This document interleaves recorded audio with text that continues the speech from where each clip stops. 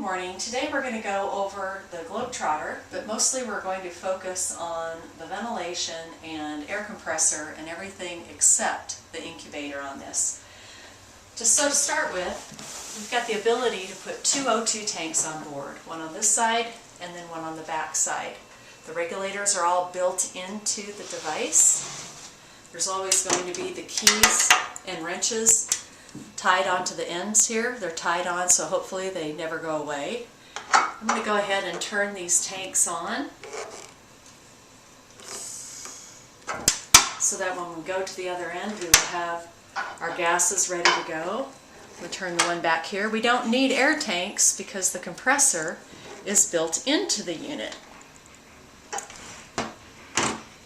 Up here we've got the breakaway circuit. The ventilator circuit, this one happens to be a reusable one.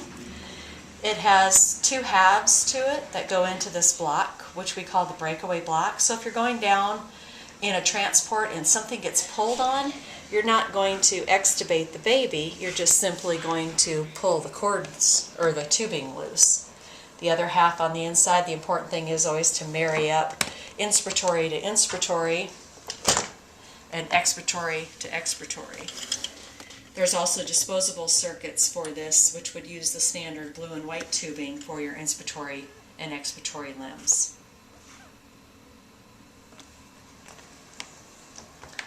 Then, now that we've got our gas on and we've talked about the tanks, if we come over here, you'll see we've got an O2 and an air hose. Those have your standard DIS connectors, so I could hook them up to the connections on the back of the compartment and then hook them into wall gases. Right below that you'll find the pop-off for the ventilator, the MVP10. Over here is your O2 analyzer, and then here you can see where the hoses from the ventilator are fed all the way under the unit into the back of the machine. And while we're back here, let's talk about the suction machine. This suction is an easy-go vac. It also has an internal battery. When I flip it on, rather loud, so you'll hear that going. Keep in mind that the values that are read out here, when we look at vacuum off of the wall, we're looking at it being read out in millimeters of mercury, so we'll typically set it between 90 and 100, 80 and 100. This is centimeters of mercury, so we're looking more for that 8 to 10 range on this unit. And sometimes folks will actually put a little note up here reminding people that this measures in centimeters of mercury. Now moving around to the front, the compressor is actually built in to this half of the incubator setup, the Globetrotter setup. Because of the compressor, we don't have to carry air tanks, as we mentioned earlier, but we do need to turn on the pump that actually compresses the air. That's done with this blue flip switch.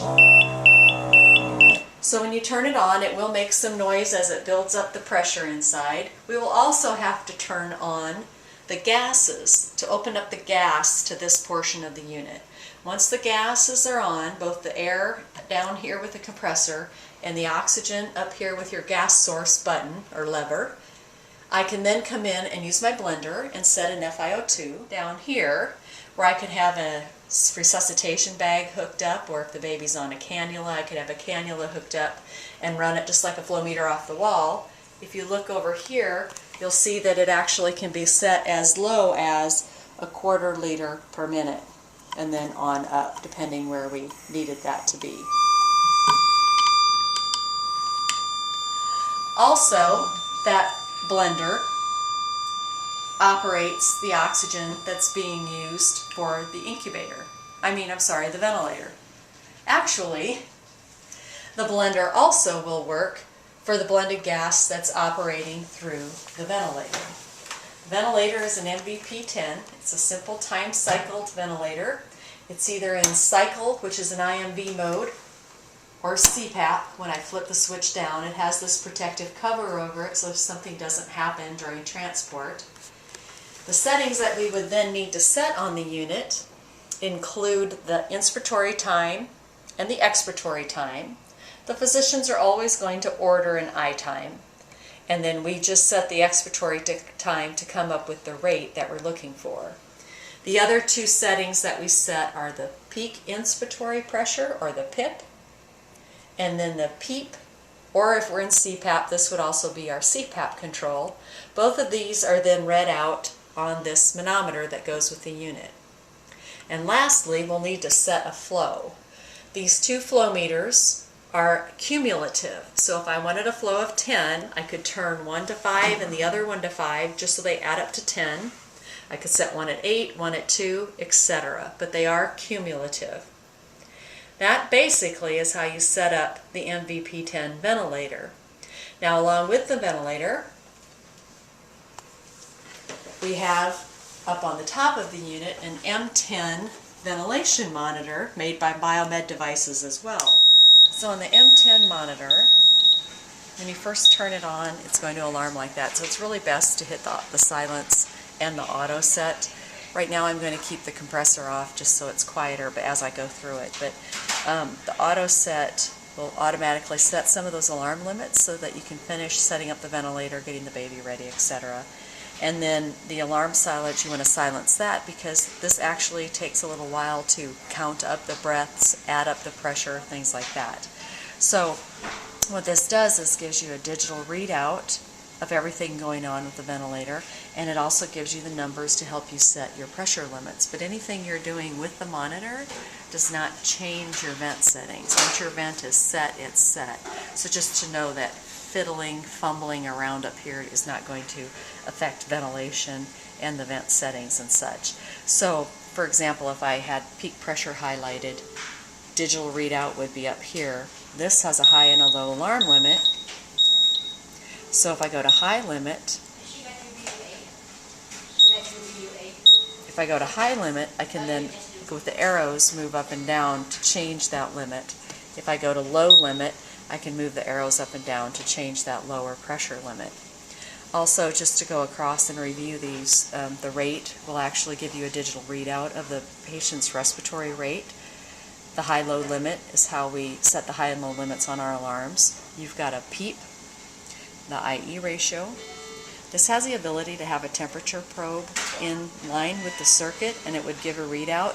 Typically we don't do that because we're not adding a heater or humidity system to a transport solution.